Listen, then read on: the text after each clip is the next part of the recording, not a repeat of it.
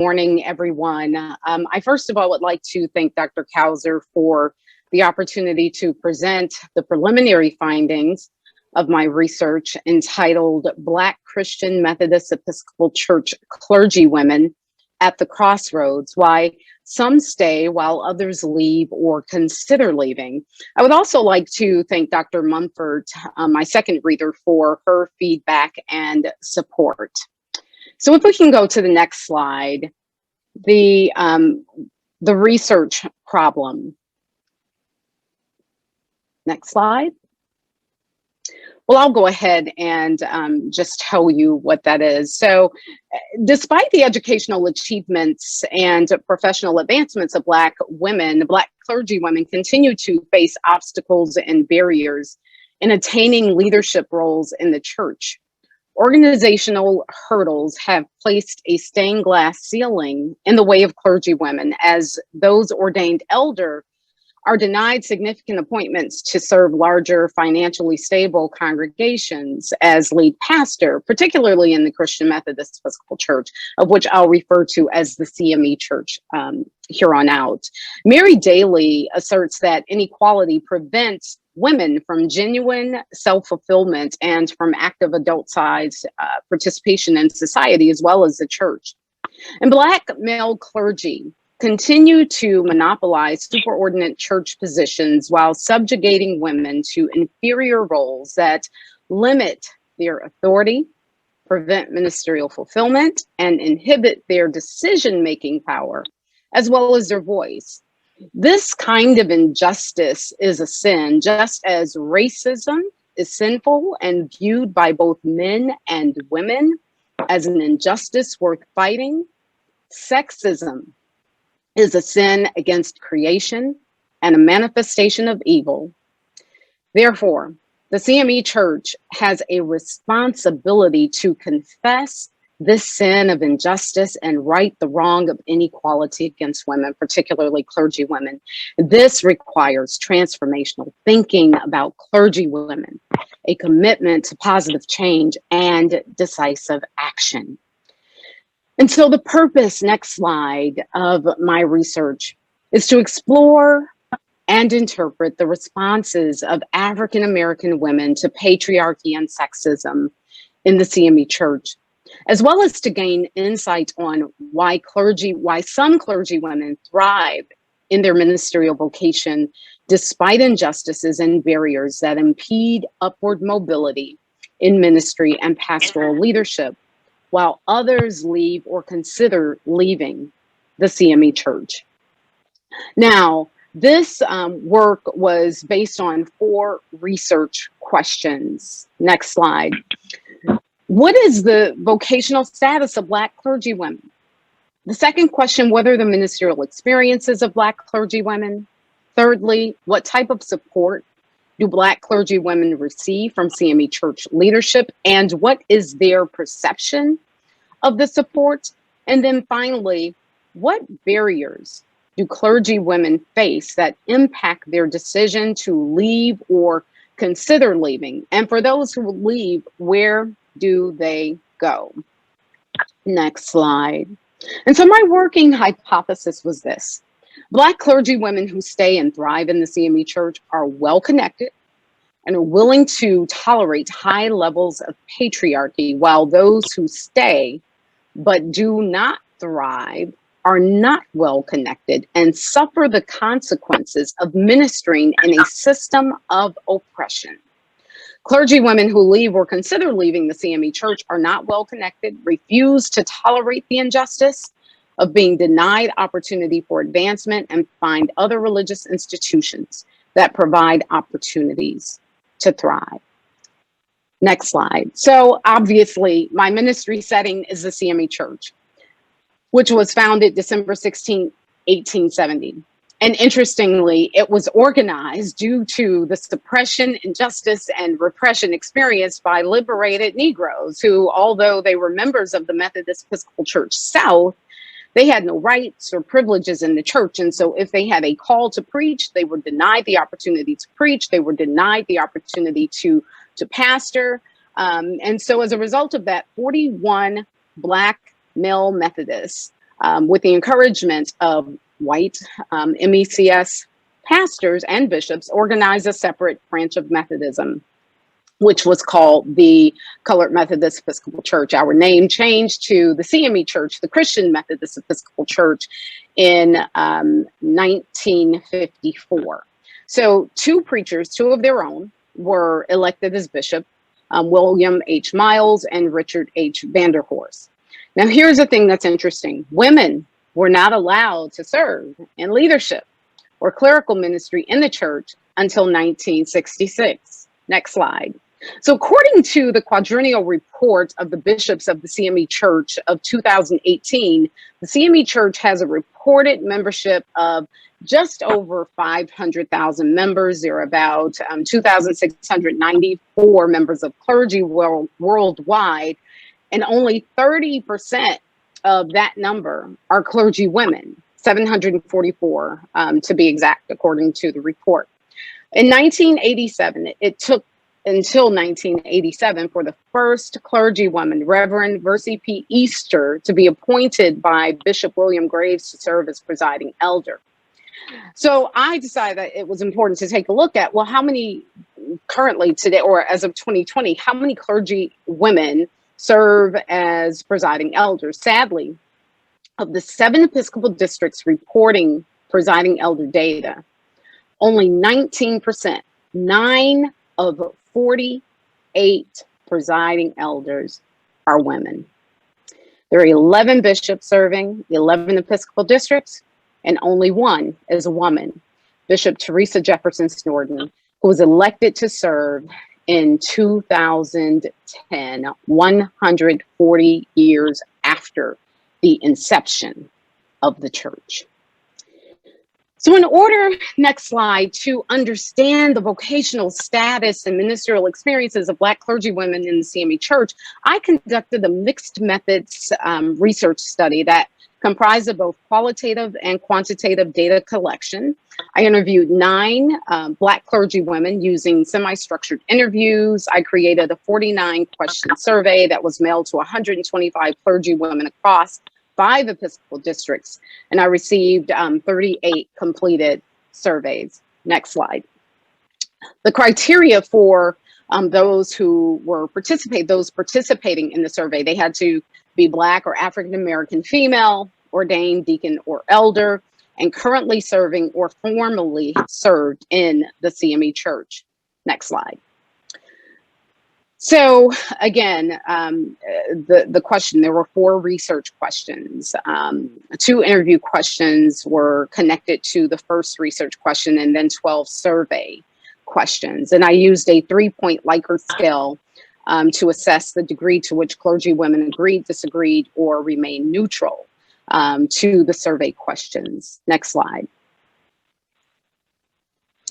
And so here are the findings of both the qualitative and quantitative data.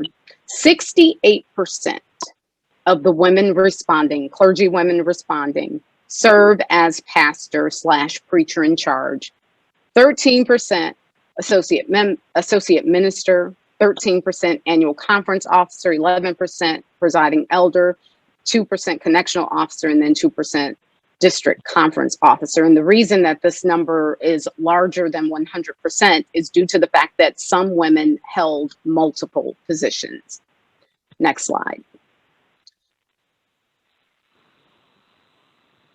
So in terms of their status, 98% of those responding were elders or are elders. It is important to note that there are 2 orders in the CME Church, an order of elder as well as an order of deacon, and one must actually first become a deacon in order to become an elder in the CME Church. And only one person participating in the research described themselves as a deacon in the CME Church. 83% of the elders are in full connection with full rights and privileges in the CME Church.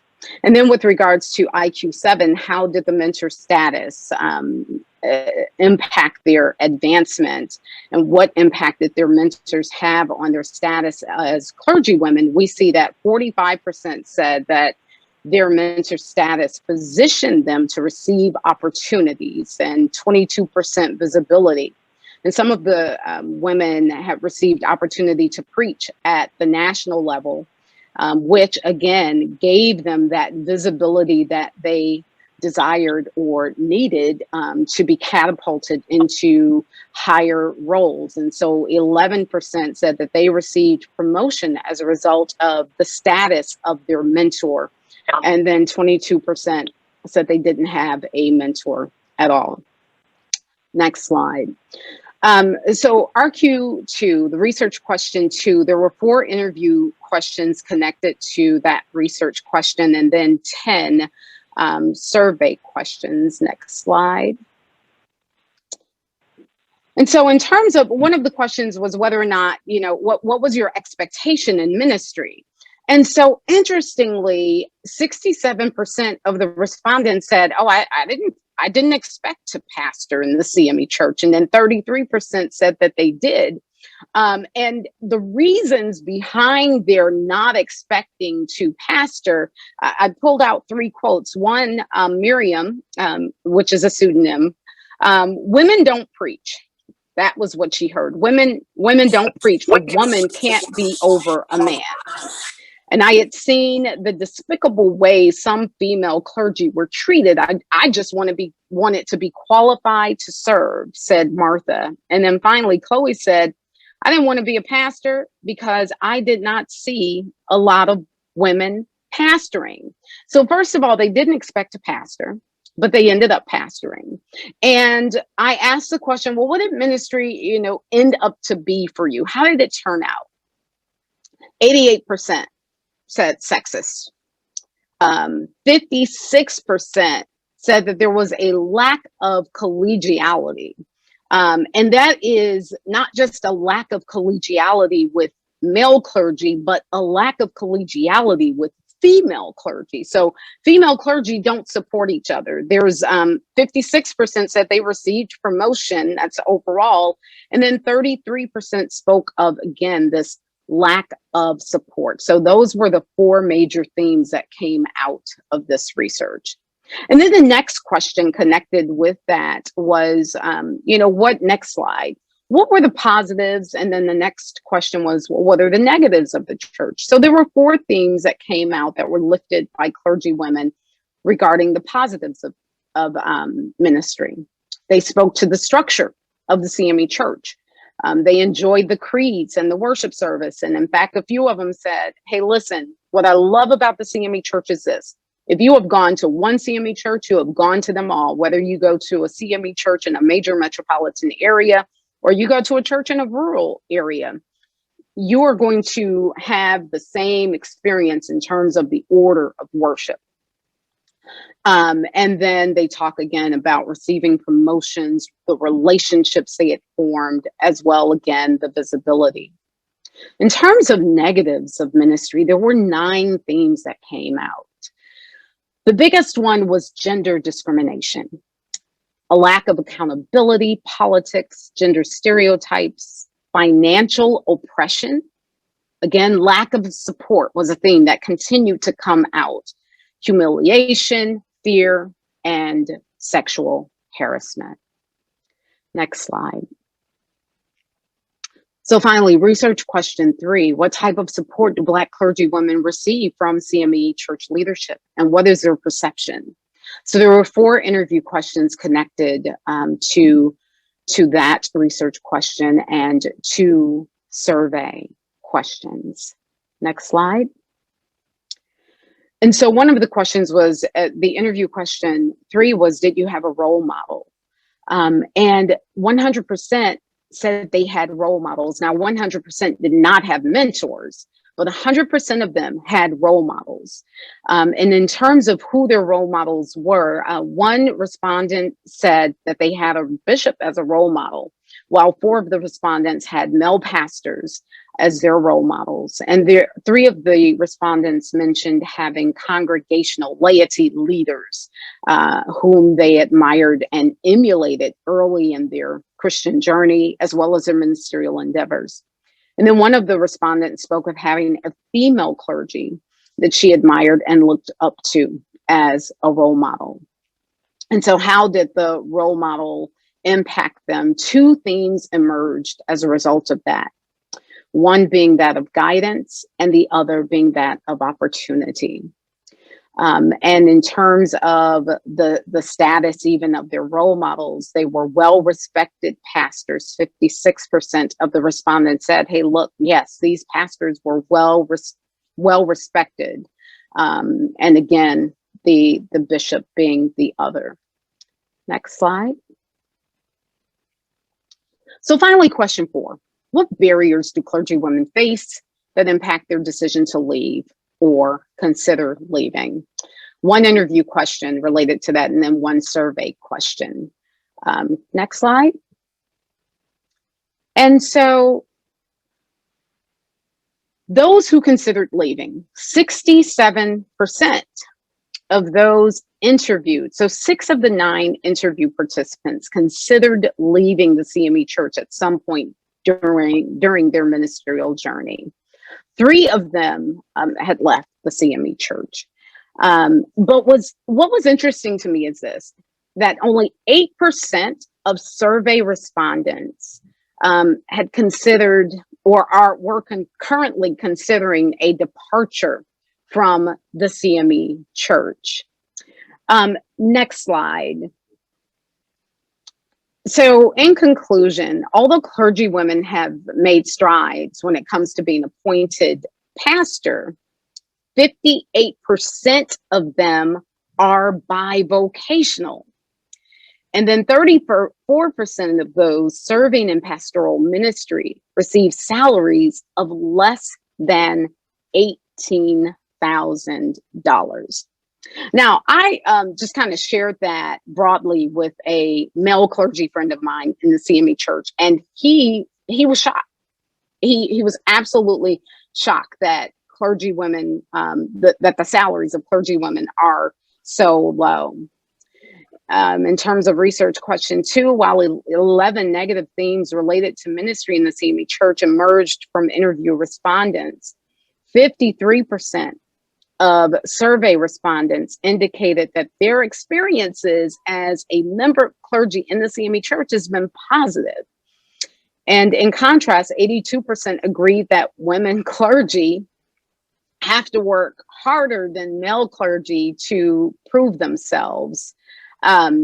So I don't know if perhaps women just automatically expect that they have to work harder, that we have to work harder. And so, you know, this thought of having a positive experience while knowing that you have to work harder than your male clergy counterparts was very interesting to me. Gender discrimination experienced by interview respondents was again validated by survey respondents. Only 32% believe that denominational leaders provide leadership opportunities based on knowledge, skills, and the abilities of clergy. Next slide. And so research question 3, support for clergywomen by leadership in the CME Church is indeed limited. 33% of the interview respondents expressed concern about the lack of support in the CME Church, and less than half, 47% of the respondents agreed with the statement that I am recognized by leadership for a job well done. And with regards to the barriers that clergywomen face, 76% of interview respondents considered a departure from the CME Church. And of course, 3 of them left. And although less than 50% of the respondents believe there are opportunities for advancement for clergywomen, 79% of the respondents plan to remain in the CME Church despite the lack of opportunity. Next slide. So finally, Black clergywomen who stay and thrive in the CME Church are indeed well connected, and they are willing to tolerate high levels of patriarchy. Those who stay but do not thrive are not well connected and suffer the consequences of ministering in a system of oppression. And it is also true that clergy women who leave or consider leaving the CME Church are not well connected. Clergy women do not leave because of the injustices that they experience, nor because of really being denied opportunity. I mean, one person, actually a couple of people who left had done well, but their concern was there is this system, this financial system within the CME Church that oppresses and oppressed people, an institution whose focus is on money over ministry. And in fact, Martha said this: the CME Church has lost its way. And then Priscilla said, it's really hard for me in my position with my beliefs to stand in the pulpit and preach about how salvation is free and how you have this relationship with Christ regardless of your socioeconomic status. Yet every letter you send me, you ask me for $50, $25, $20. It's almost gotten to the point where the people can't even afford to go to church. Next slide. So what did I learn? Well, it seems that clergy women may not necessarily be at the crossroads based on the fact that so many of them have decided that they're going to stay until retirement.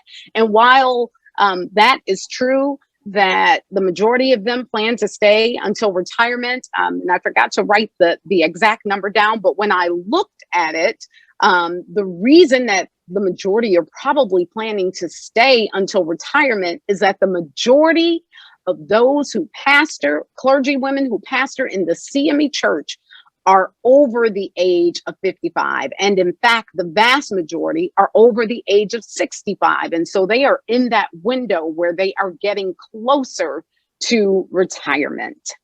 And so the population of clergy women, again, in the CME Church is aging. None of the survey respondents, none of them were under the age of 35. And and so the implication for that is that there lacks a pipeline of clergy woman talent in the CME Church.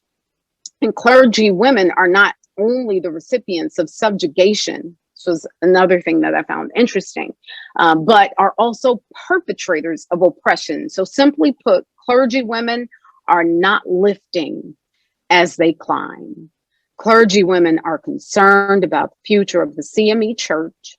And then the CME Church, one of the things that I found in looking at the quadrennial reports is that there is some inconsistency in its practice of reporting.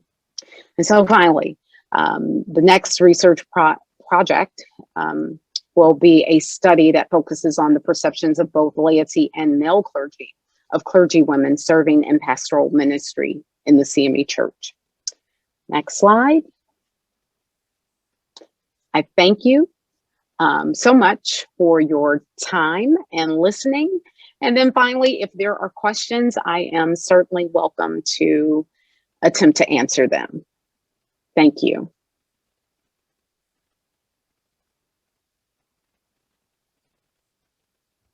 Stephanie, can you hear me? This is Dr. Kauser. I can. Yes, ma'am. For clergy women who, the 34% who make 18,000 or under, that is poverty. Mm-hmm. It is. Poverty level wages. Is that correct? Yes, ma'am. Even for an individual, never mind an individual that may have children or other adults living in the home. Mm-hmm. How do those women, what are they doing vocationally to make ends meet? Yeah, so remember, I believe it was 58% of the women are bivocational. Mm-hmm. And so they have a range of professions. I mean, there are PhDs, and that was the other thing, and I didn't pull it out in this. A significant number of older clergy have whether it's a DMin or a PhD, but very few of them are making over $50,000 a year. So they are bivocational. Some are teaching, There are a number of them who are teachers. You have attorneys. You have construction people in that, business owners, entrepreneurs in that space. And so that's how they're making ends meet.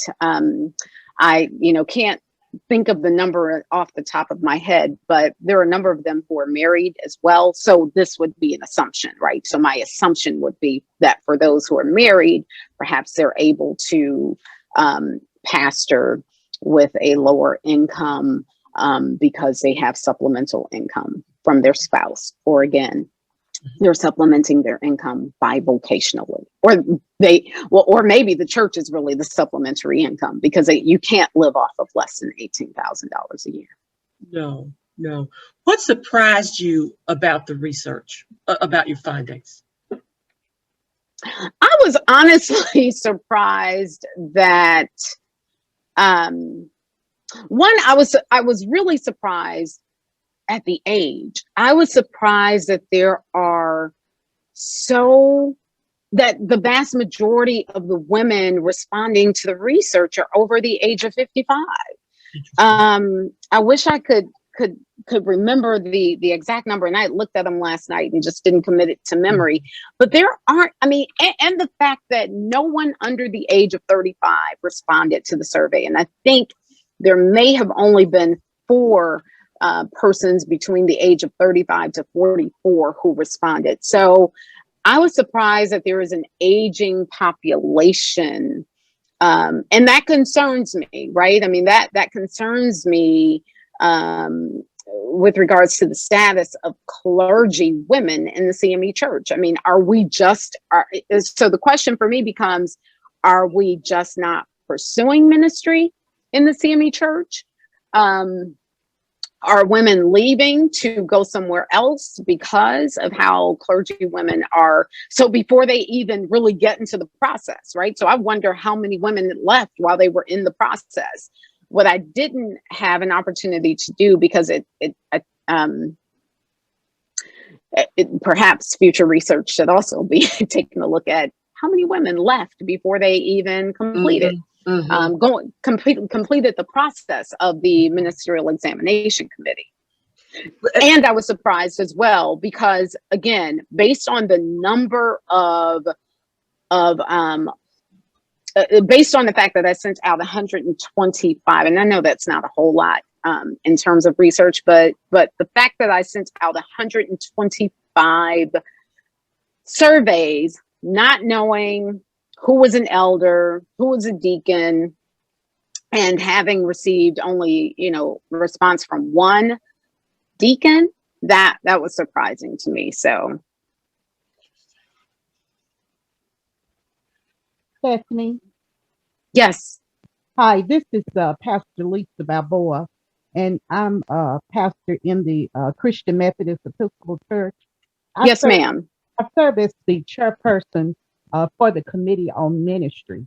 And to answer your question, unfortunately, we, like many other denominations at this time, we don't have very many people that are coming in to ministry. So I think that would explain why there was a lack of participation in your survey from those at the age of 35 and above. Yeah, and I agree with you, Reverend Balboa. I had served on the Committee of Ministerial Examination as well for a number of years, and the people who were in the pipeline had been people who had been in the pipeline for years, right? Some over 10 years, and we were not seeing in my conference, we weren't seeing a whole lot of people. There were younger men who were coming, but there weren't a lot of younger women. And even the number of men who were coming, that number had diminished as well. So thank you for that. Stephanie, we're right at time. A last quick question, and that is, who will you present, how will you disseminate these findings once you are degreed, so that the leadership particularly the Council of Bishops and others in the CME Church, is aware of this, because there's a pipeline crisis here. There's several crises here. Yep. Who will be who empowered you to lead this? Yeah, so my plan is to send the findings to the senior bishop and attempt to get a meeting with him, just so that he's aware. I just quickly before wrapping up, and I know that we're at time. When I had shared, when I had shared the fact that I was going to be doing this kind of research with my bishop, and this was a couple of years ago, it wasn't received well. So I'm going to send it. I'm going to share it with the senior bishop. So we'll see what happens. Okay. It is outstanding work, of the top rate, excellent presentation. I want to thank you. And I want you to make sure you look at the chats, because there's a significant amount of affirmation for the quality of the work that you have done. And we want to affirm you in your work and press you to continue.